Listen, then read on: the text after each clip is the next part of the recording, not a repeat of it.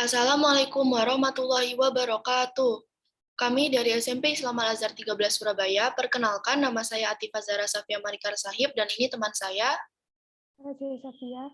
Hari ini kami akan mempresentasikan penelitian kami yang berjudul Potensi Limbah Cangkang Kupang sebagai Bahan Alternatif Bondgraf. Kupang merupakan organisme laut yang lazim ditemukan di pesisir pantai kota Surabaya dan Sidoarjo. Konsumsi kupang yang tinggi berimbas pada peningkatan produksi limbah cangkang kupang. Indonesia sendiri merupakan negara dengan penderita patah tulang yang cukup tinggi.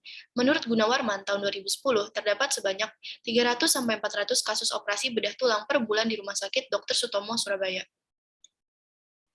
Menurut kami, penelitian yang kami lakukan ini sangat penting karena Bondgraf tidak banyak dikenal oleh masyarakat. Kenapa Bondgraf tidak banyak dikenal oleh masyarakat? Karena Bondgraf memiliki harga yang sangat tinggi.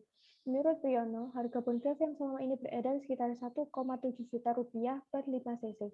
Kenapa harga Bondgraf sangat mahal? Karena bahan Bondgraf diimpor dari luar negeri. Selain itu, ada hal yang paling penting di kalangan umat muslim. Ternyata, menurut Habitat tahun 2016, 95% bahan Bondgraf yang beredar di Indonesia dihasilkan dari tulang babi. Sedangkan Indonesia merupakan negara dengan jumlah populasi muslim terbesar di dunia. Jumlah masyarakat yang beragama muslim di Indonesia sekitar 200 juta orang atau sekitar 88%.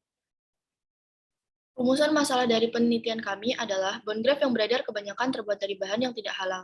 Tentu hal ini merasakan masyarakat Indonesia yang mayoritas muslim. Selain itu, Bondgraf yang digunakan sebagian besar adalah bahan impor, sehingga mempunyai harga yang relatif mahal.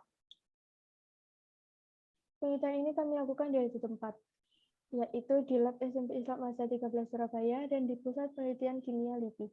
Saat itu kami didampingi oleh salah satu peneliti dari LIPI, yaitu Ibu Dr. Wita Kartika Restu, dengan agenda penelitian seperti yang ada di slide, mulai dari identifikasi masalah sampai pengumpulan laporan. Penelitian ini kami mulai sejak bulan Juli tahun 2019 sampai sekarang.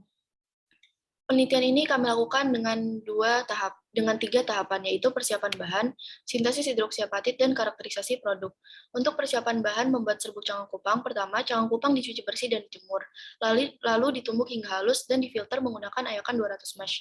Untuk mensintesis hidroksiapatit, kami mengambil masing-masing serbuk cangkang kupang sebanyak 100 gram untuk dikalsinasi dengan suhu 800 derajat Celcius, 900 derajat Celcius, dan 1000 derajat Celcius selama 24 jam. Kemudian dicampur dengan larutan diamonium fosfat lalu diaduk selama 30 menit dan dipanaskan pada suhu 160 derajat Celcius selama 24 jam. Untuk karakterisasi produk, kami lakukan dengan dua metode, yaitu dengan mengamati penampakan fisiknya dan dikarakterisasi menggunakan alat uji FTIR. Hasil penelitian kami ada dua, yaitu penampakan fisik dan hasil karakterisasi menggunakan FTIR. Berikut ini adalah serbuk kupang yang sudah dikalsinasi dan yang belum dikalsinasi. Dari foto yang ada di slide, terlihat bahwa serbuk kupang yang dikalsinasi memiliki warna yang lebih terang dibandingkan dengan serbuk kupang tanpa kalsinasi. Sedangkan tabel 4.2 adalah hidroksiapatit yang sudah disintesis dari cangkang kupang. Berdasarkan tabel 4.2, hidroksiapatit terdapat perbedaan warna antara hidroksiapatit yang tidak dikalsinasi dan yang sudah dikalsinasi. Hidroksiapatit tanpa kalsinasi memiliki warna coklat, sementara itu hidroksiapatit dengan proses kalsinasi memiliki warna yang terang. Seperti yang dikalsinasi pada suhu 900 derajat Celcius dan 1000 derajat Celcius memiliki warna putih terang. Sementara itu warna Bondgraf sendiri adalah warna putih. Berikut ini adalah karakterisasi cangkang kupang menggunakan FTIR. Pada grafik A menunjukkan cangkang kupang tanpa kalsinasi, sementara pada grafik B, C, dan D adalah hasil karakterisasi cangkang kupang dari kalsinasi. Terlihat bahwa ada perbedaan bentuk gelombang antara cangkang kupang tanpa kalsinasi dan cangkang kupang dengan kalsinasi. Adanya perbedaan bentuk gelombang ini menunjukkan antara cangkang kupang yang sudah kalsinasi dan cangkang kupang tanpa kalsinasi mempunyai gugus kimia yang berbeda.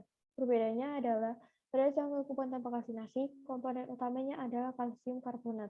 Namun setelah dikalsinasi, kalsium karbonat akan melepaskan karbonat dan berubah menjadi kalsium oksida. Dan berikut ini adalah hasil dari karakterisasi HAP yang kami buat. Grafik A adalah HAP dari cangkang kupang tanpa kalsinasi, sedangkan grafik B, C, dan D adalah HAP dari cangkang kupang dari kalsinasi. Hasil karakterisasi ini kami bandingkan dengan grafik HAP standar. Terlihat kemiripan antara grafik dari produk HAP yang kami buat dengan HAP standar. Itu menunjukkan bahwa produk yang kami buat benar-benar HAP. Untuk memastikan bahwa produk yang kami hasilkan benar-benar hidroksiapatit, maka kami harus analisis secara kimiawi dan suatu zat dikatakan hidroksiapatit ketika terdapat 3 gugus fungsi kimia, yaitu hidroksil, fosfat, dan karbonat. Menurut Harlim, gugus hidroksil terdapat pada hidroksiapatit pada rentang gelombang 3200 sampai 3800. Sementara menurut Van Fosfat ditemukan pada gelombang 1010 sampai 1090 dan 530 sampai 603. Berdasarkan karakterisasi produk menggunakan FTIR, ditemukan gugus fungsi hidroksil, karbonat, dan fosfat pada panjang gelombang yang sudah sesuai. Hal ini menunjukkan bahwa produk yang kami sintesis benar-benar hidroksiapatit.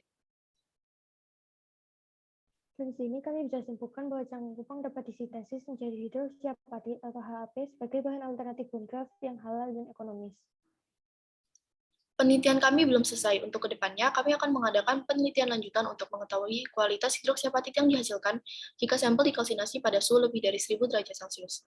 Selain itu, perlu dilakukan pengujian terhadap bond graft yang dihasilkan untuk mengetahui tingkat toksisitasnya sebelum bond graft diaplikasikan. Terima kasih, hanya itu yang bisa kami sampaikan. Wassalamualaikum warahmatullahi wabarakatuh.